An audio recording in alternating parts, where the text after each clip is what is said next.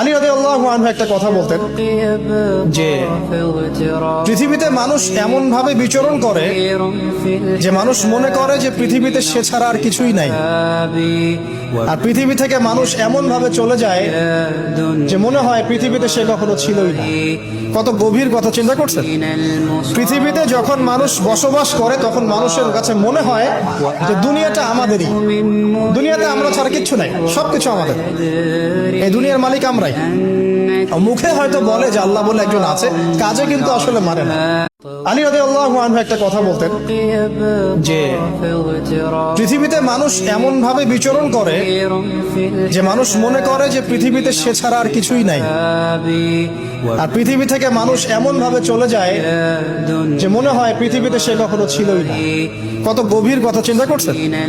পৃথিবীতে যখন মানুষ বসবাস করে তখন মানুষের কাছে মনে হয় যে দুনিয়া